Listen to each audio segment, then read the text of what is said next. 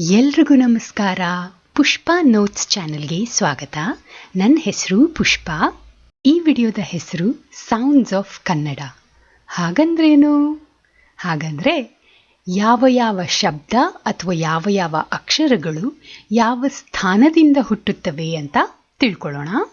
ಅ, ಆ, ಅಹ, ಕ, ಖ, ಗ, ಘ ಮತ್ತು ಹ ಅಕ್ಷರಗಳು ಕಂಠದಿಂದ ಹುಟ್ಟುತ್ತವೆ. ಅದಕ್ಕೆ ಇದನ್ನ ಕಂಠ್ಯ ವರ್ಣಗಳು ಅಂತ ಕರೀತಾರೆ.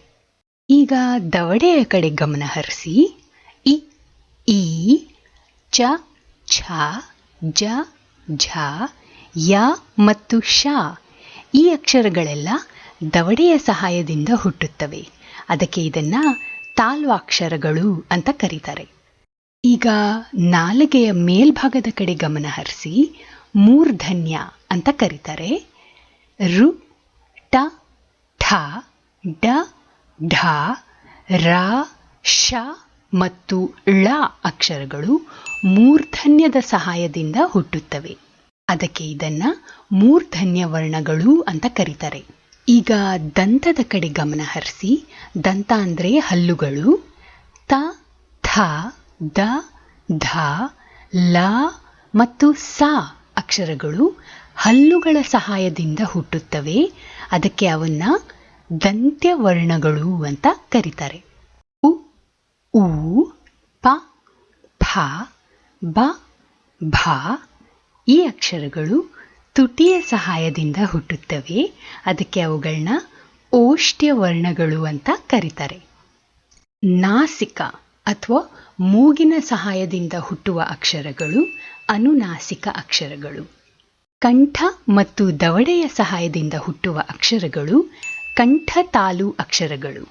ಕಂಠ ಮತ್ತು ತುಟಿಗಳ ಸಹಾಯದಿಂದ ಹುಟ್ಟುವ ಅಕ್ಷರಗಳು ಕಂಠೋಷ್ಠ್ಯ ವರ್ಣಗಳು.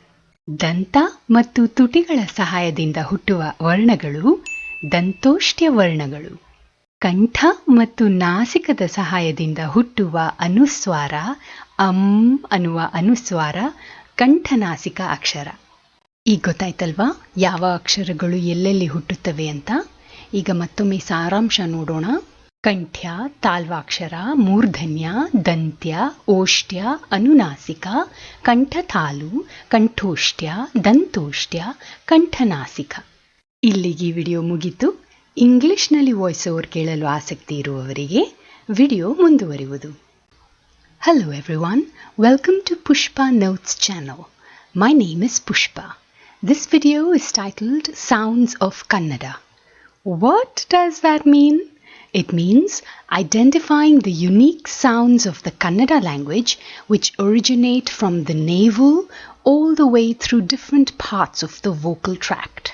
A, a, aha, ka, kha, ga, gha and ha are all formed with the help of the throat.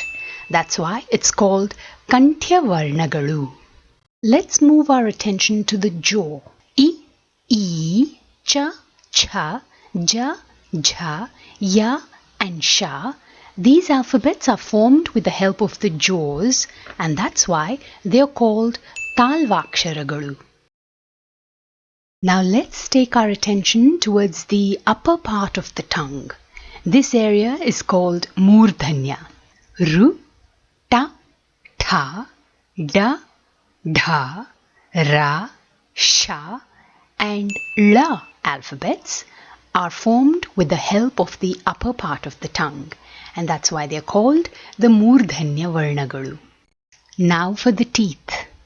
Ta, tha, da, dha, la and sa alphabets are formed with the help of the teeth and hence they are called Dantya varnagalu. Now let's take our attention towards the lips. U, oo, pa, pha, ba, bha.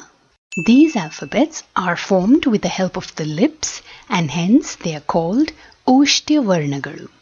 The sounds that are created with the help of the nose are called Nasika or Anunaasika aksharagalu. The throat and the jaw help create the sounds that are called the Kanthatalu alphabets. The sounds that are created with the help of the throat and lips are called Oshtya varnagalu. When the teeth and the lips are used, they form the sounds for the Oshtya varnagalu. The sound is created with the help of the throat and nose called Anunaasika varna.